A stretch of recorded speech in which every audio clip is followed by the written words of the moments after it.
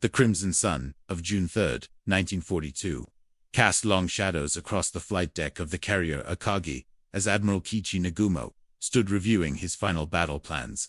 The salty Pacific breeze carried with it the weight of destiny, though Nagumo could not yet foresee how catastrophically that destiny would unfold. In his mind, the upcoming assault on Midway Atoll represented nothing more than another stepping stone in Japan's inexorable march across the Pacific, a simple mopping-up operation that would eliminate America's last strategic foothold west of Hawaii. The Japanese combined fleet had been riding high on an unprecedented wave of victories since Pearl Harbor 6 months earlier. Wake Island, Guam, the Philippines, the Dutch East Indies. Singapore's conquest had fallen with mechanical precision, reinforcing Tokyo's belief in their tactical superiority and divine protection. Admiral Isoroku Yamamoto, architect of the Pearl Harbor attack and mastermind behind Operation Midway, had convinced Imperial headquarters that crushing the remaining American Pacific Fleet would force Tuskegee, Washington to negotiate a favorable peace settlement. Yamamoto's plan appeared flawless on paper. The massive armada steaming toward Midway consisted of over 160 ships, including 4 fleet carriers Akagi, Kaga, Soryo, and Hiri, carrying 272 of Japan's finest aircraft and most experienced pilots. Supporting this aerial spearhead sailed 2 battleships, 3 cruisers, 11 destroyers, and a train of supply vessels stretching across miles of ocean. Meanwhile, a diversionary force would simultaneously attack the Aleutian Islands, drawing American attention northward while the main thrust delivered its knockout blow. Intelligence reports suggested Midway's defenses consisted of little more than a handful of obsolete aircraft and a small marine garrison. The plan called for a devastating aerial bombardment to soften the atoll's defenses, followed by an amphibious landing that would secure the island as a forward base for future operations against Hawaii. Any American naval forces foolish enough to respond would be annihilated by Nagumo's superior carrier force, finally eliminating the Pacific Fleet as an effective fighting force. As referenced in Samuel Eliot Morrison's authoritative history of United States naval operations, in World War II, Japanese confidence stemmed not merely from recent victories, but from a fundamental belief in their tactical and spiritual superiority over Western forces. However, beneath this veneer of invincibility lay critical flaws that would soon transform predator into prey. Japanese naval doctrine had become rigid and predictable, relying heavily on complex multi-phase operations that left little room for adaptation when circumstances changed. Communication between different fleet elements remained problematic, with crucial intelligence often failing to reach decision-makers in time to influence tactical choices. More dangerously, success had bred a dangerous overconfidence that blinded Japanese commanders to emerging American capabilities. While Japan's pilot training programs had produced exceptional aviators, the nation's industrial capacity could not match America's rapidly expanding production of aircraft and trained personnel. Each irreplaceable veteran pilot lost represented a devastating blow to Japan's long-term prospects. Though this reality had not yet penetrated the euphoria surrounding recent conquests, the trap was already closing around Nagumo's fleet. Though none aboard the approaching vessels suspected their roles had shifted from hunters to hunted, American codebreakers had penetrated Japanese naval communications, providing Admiral Chester Nimitz with detailed knowledge of enemy intentions and timing. While Japanese intelligence painted pictures of a surprised and vulnerable target, the reality awaiting them at Midway would prove devastatingly different. As darkness fell over the advancing armada on June 3, Nagumo retired to his quarters, confident that dawn would bring another glorious victory for the Emperor. He could not know that sunrise would instead herald the beginning of Japan's most crushing naval defeat, marking the precise moment when the Pacific War's momentum shifted irreversibly toward America. In the basement of Pearl Harbor's Intelligence Center, Commander Joseph Rochefort hunched over stacks of decoded Japanese radio intercepts. His coffee-stained uniform, testament to weeks of sleepless nights spent unraveling enemy communications.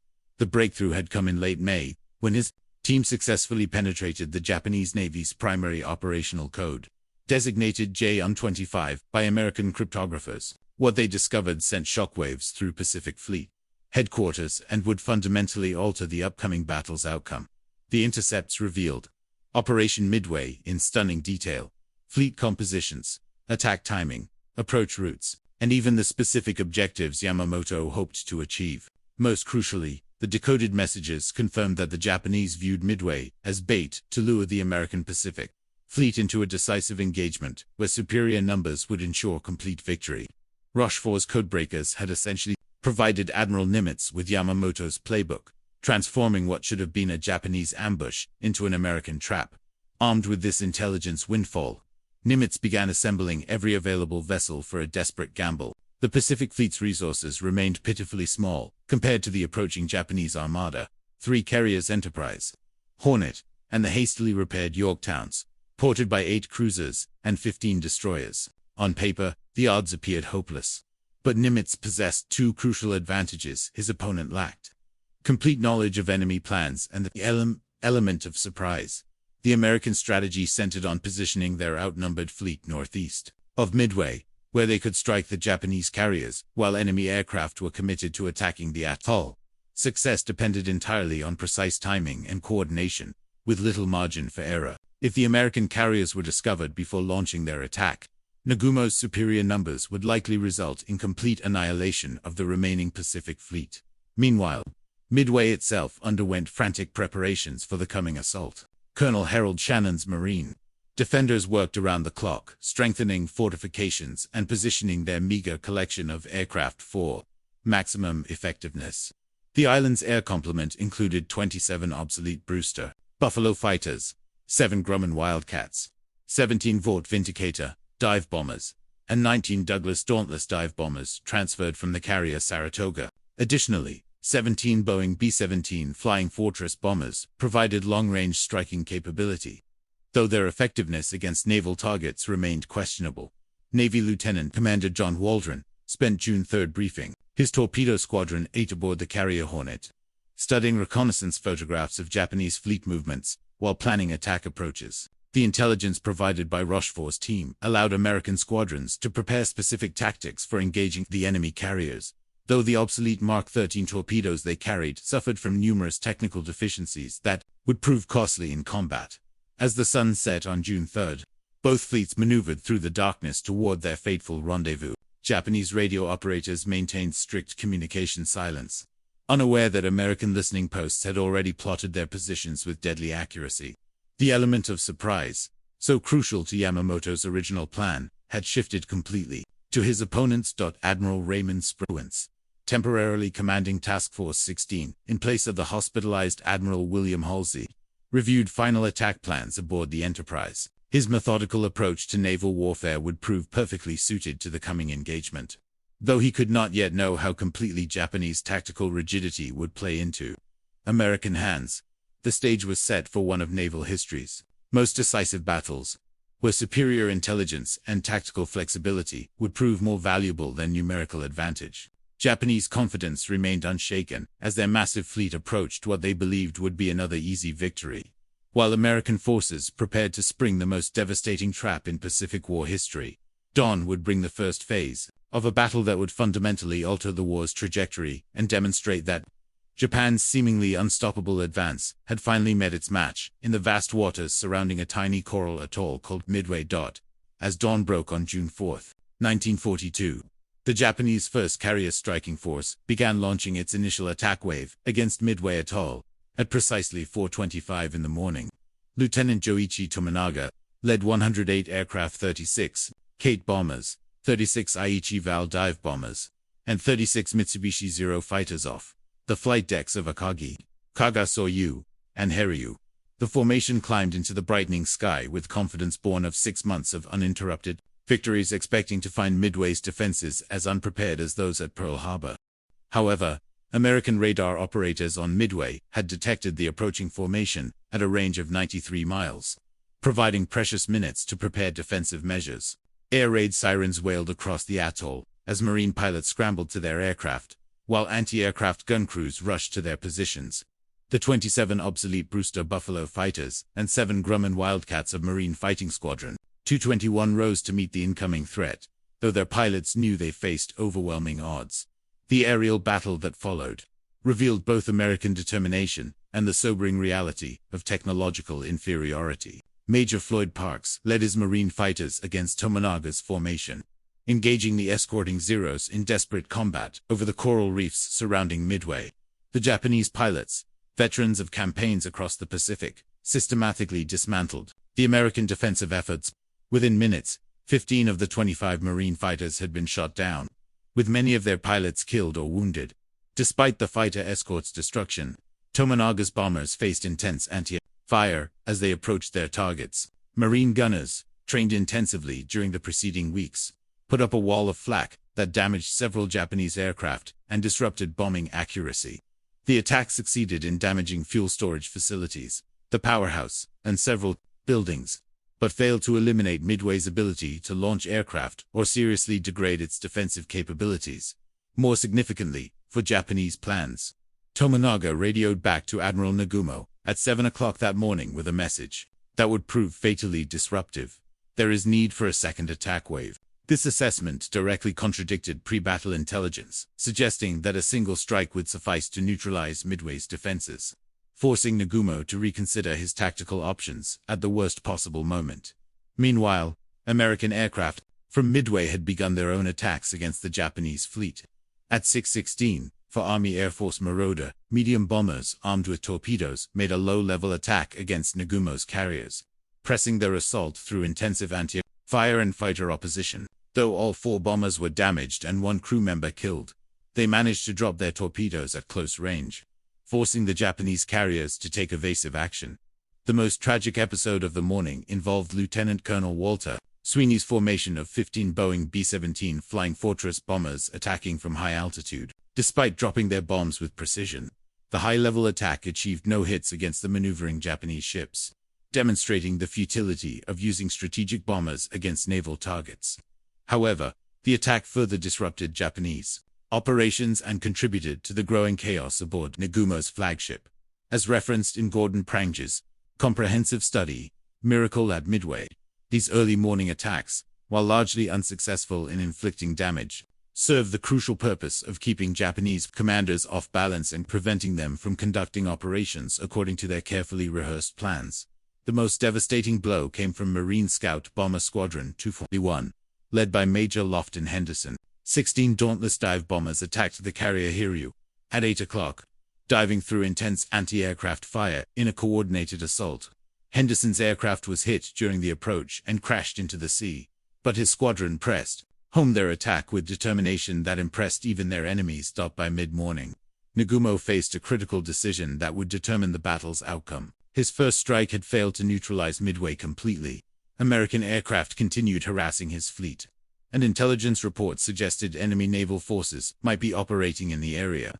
The decision he made in the next few minutes would transform Japanese confidence into catastrophic defeat, as the trap prepared by American intelligence finally began to close around his unsuspecting fleet. Admiral Kiichi Nagumo stood on Akagi's bridge at 7:15 on the morning of June 4th, facing the most crucial decision of his naval career. Lieutenant Tomonaga's report, requesting a second strike against Midway, had shattered the morning's carefully orchestrated plans, forcing the Japanese commander to choose between completing the island's neutralization or maintaining his fleet's readiness to engage American naval forces. The choice he made would seal the fate of the Japanese carrier force and mark the beginning of Japan's long retreat across the Pacific. The tactical situation aboard the Japanese carriers had become increasingly chaotic as the morning progressed. Following standard doctrine, Nagumo had kept half his aircraft in reserve, armed with armor-piercing bombs and torpedoes for use against enemy ships.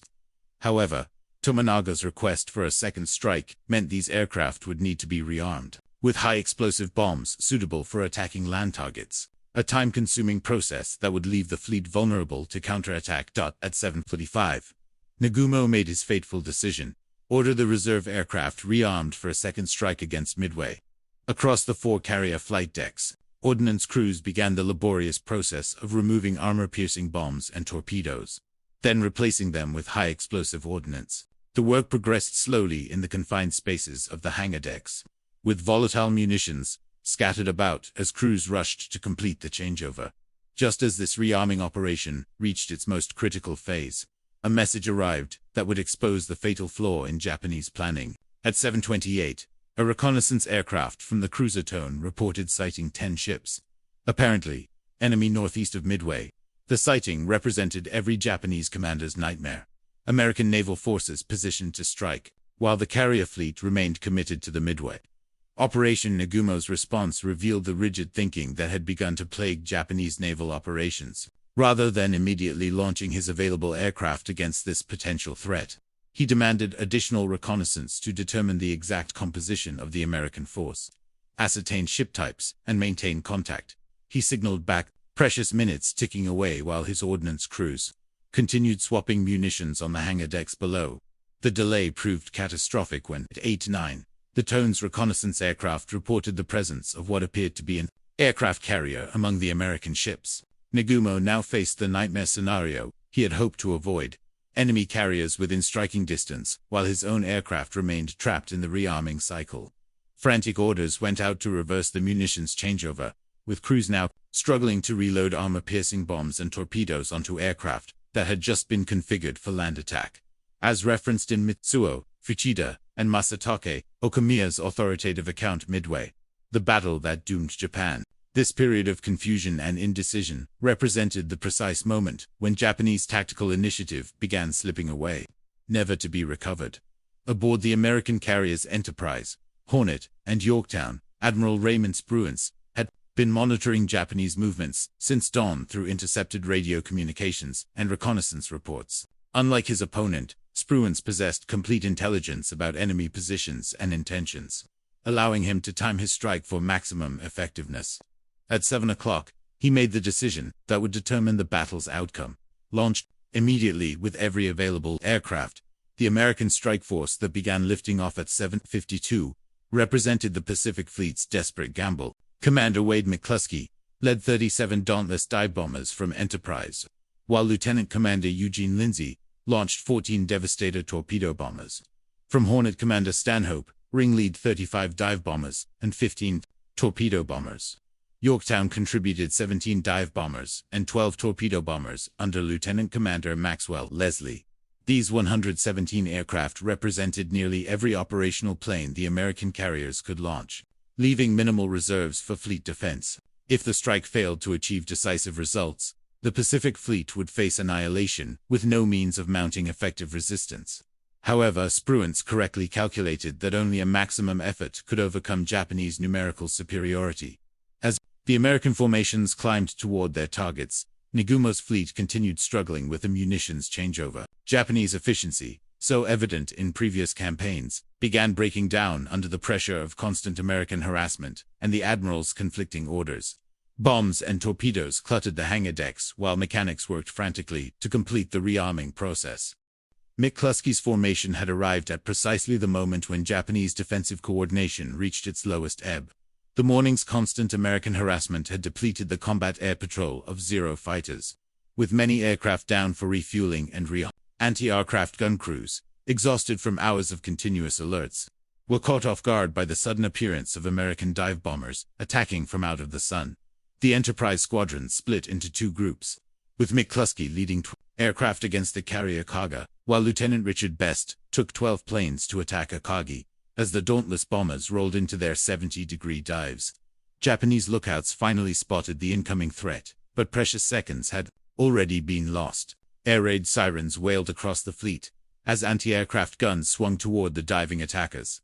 Too late to prevent the devastating assault about to unfold, McCluskey's section struck Kaga first, with multiple thousand-pound bombs smashing through the flight deck and exploding among the aircraft and ordnance crowded in the hangar spaces below. Secondary explosions rippled through the ship as aviation gasoline ignited and torpedo warheads detonated in chain reactions that gutted the carrier's interior. Within minutes, the pride of the Japanese fleet had been transformed into a blazing wreck. Her flight operations permanently ended.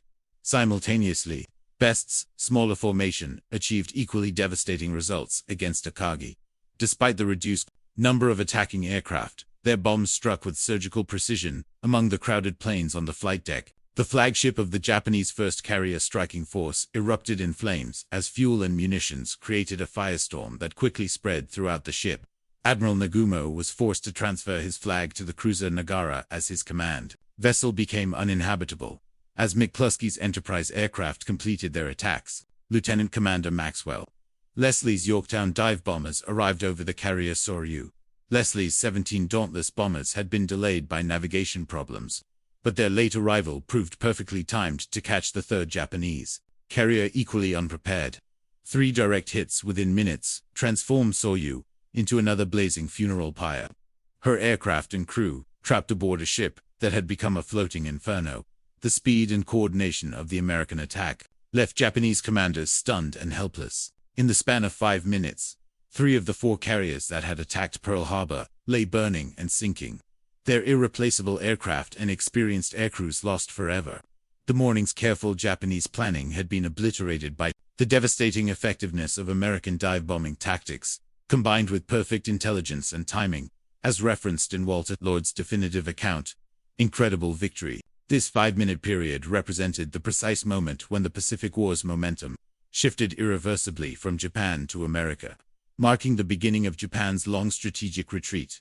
Captain Ryosaku Yanojimato chose to go down with his ship Soryu, symbolically representing the end of Japanese naval dominance in the Pacific. His sacrifice, along with hundreds of other skilled personnel lost in the carrier attacks, represented losses that Japan's limited training programs could never adequately replace.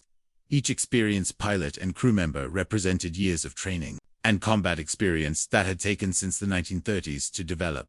However, one Japanese carrier remained operational. Hiryu, sailing separately from the main formation, had escaped the devastating American attack. Captain Tomio Kaku immediately began preparing a counterattack with every available aircraft, hoping to salvage something from the morning's catastrophe. The 18 dive bombers and 6 fighters he managed to launch represented Japan's last chance to inflict meaningful damage on the American fleet, as smoke columns rose from the 3 burning carriers, marking funeral pyres visible for miles. Across the Pacific, both fleets prepared for the battle's final phase. The trap had been sprung with devastating effectiveness, but Japanese determination remained unbroken, despite the morning's shocking reverses. The afternoon would determine whether America's stunning success could be sustained, or whether Japanese resilience might yet salvage victory from the jaws of complete defeat. Captain Tomio Kaku stood on Hiryu's bridge at 11:30 watching smoke columns rise from his 3 sister ships, while preparing the Japanese fleet's final counterstrike. As the sole surviving carrier from the first carrier striking force, Hiryu represented Japan's last hope of salvaging something from the morning's devastating defeat. The 18 Aichi Vow dive bombers and 6 Zero fighters preparing for launch carried not just bombs and bullets, but the weight of national honor and the desperate prayers of a stunned fleet. Lieutenant Michio Kobayashi led the hastily assembled strike force off Hiryu's flight deck at 12:45, climbing toward the American task force with the determination of men who understood they were fighting for their nation's survival. The small formation represented everything Hiryu could muster after the morning's losses, with many of her aircraft having been destroyed while parked on the other carriers during the devastating American attack. Meanwhile, Admiral Raymond faced his own critical decisions aboard Enterprise. The morning's stunning success had eliminated 3 Japanese carriers, but intelligence reports indicated at least 1 enemy flat-top remained operational. American aircraft were already returning from their strikes, many damaged and low on fuel, while pilots reported intense anti-aircraft fire and the probable presence of additional enemy forces in the area. The first indication of Japanese retaliation came at 12:10 when Yorktown's radar detected incoming aircraft at 46 miles. Rear Admiral Frank Fletcher immediately ordered his task force to prepare for attack, launching additional fighters while ordering maximum speed and evasive maneuvers. The obsolete Grumman Wildcat fighters climbing to intercept Kobayashi's formation represented America's last line of defense against Japanese revenge. The aerial battle that developed over Task Force 17 showcased the deadly skills that had made Japanese naval aviation feared throughout the Pacific, despite being heavily outnumbered. The 6 escorting Zeros carved through the American fighter screen with devastating effectiveness, shooting down several Wildcats while clearing the way for the dive bombers. Kobayashi's Vals pressed their attack with the desperate courage of men who knew this represented their fleet's final opportunity. 3 bombs struck Yorktown in rapid succession, causing severe damage but failing to achieve the knockout blow the Japanese desperately needed. The first bomb penetrated the flight deck and exploded in the hangar, starting fires among stored aircraft and ammunition. The second hit the ship's stack, disabling several boilers and reducing speed to 6 knots. The third bomb caused additional damage to the flight deck, temporarily preventing air operations. However, Yorktown's damage control parties demonstrated the superior training and equipment that would characterize American naval operations throughout the Pacific War. Within hours, repair crews had restored partial power and begun emergency flight operations, a feat that would have been impossible for Japanese ships with their less sophisticated damage control systems. The carrier's survival, despite 3 direct hits, illustrated the robust construction techniques that made American warships notably more survivable than their Japanese counterparts. As referenced in Admiral Chester Nimitz's post-battle report, the Japanese attack's limited success demonstrated both the skill of their remaining aircrew and the fundamental weakness of their position after losing 3 carriers in the morning assault. At 2:30, Hiryu launched her second and final strike, 10K torpedo bombers and 60 fighters under Lieutenant Joichi Tominaga, the same officer who had led the morning attack against Midway. This depleted Hiryu's remaining offensive capability, representing a final gamble with the last operational aircraft in the Japanese fleet. Tominaga's formation approached the American task force, low on the water, hoping to achieve the decisive torpedo hits that dive bombing had failed to deliver. The torpedo attack achieved better results than the earlier dive bombing assault, with 2 torpedoes striking Yorktown and causing severe flooding that forced the carrier to list heavily to port. For a time, it appeared the ship might capsize, leading Fletcher to order abandon ship. However, once again, American damage control expertise proved superior, with repair crews eventually stabilizing the vessel and preventing her complete loss during the immediate battle. Despite achieving some success against Yorktown, the Japanese strikes had failed to eliminate any American carriers while expending Hiryu's remaining aircraft and air crew. The mathematics of carrier warfare now favored America overwhelmingly, with Enterprise and Hornet still operational and fully capable of launching decisive strikes against the last Japanese carrier. As afternoon shadows lengthened across the Pacific, both fleets prepared for the final act of the battle. Hiryu remained defiant, but increasingly isolated, her aircraft depleted and her supporting vessels unable to provide adequate protection against the American counterattack that everyone knew was coming. The trap that had claimed 3 Japanese carriers in the morning was about to close around the 4th and final victim. As the afternoon sun of June 4, 1942, began its descent toward the western horizon, Admiral Raymond Spruance prepared to deliver the killing blow to the last surviving Japanese carrier. Enterprise and Hornet had spent the afternoon recovering their scattered aircraft, refueling and rearming for one final strike against Hiryu. The mathematics of carrier warfare now heavily favored the Americans, but Spruance understood that allowing even a single enemy flat top to escape would represent a dangerous failure to complete the destruction of Japanese naval aviation. At 4:30, 24 Dauntless dive bombers from Enterprise began their takeoff roll, led by Lieutenant Earl Gallagher, with orders to locate and destroy the remaining Japanese carrier. The formation climbed steadily westward, guided by reconnaissance reports that had pinpointed Hiryu's position, approximately 100 miles from the American fleet. Unlike the morning's frantic search for the enemy force, this strike proceeded with methodical precision, born of complete tactical control. Captain Tomio Koku watched the approaching formation from Hiryu's bridge with the fatalistic acceptance of a samurai facing inevitable defeat. His ship had launched every available aircraft in the desperate afternoon strikes against Yorktown, leaving only a handful of fighters for combat air patrol.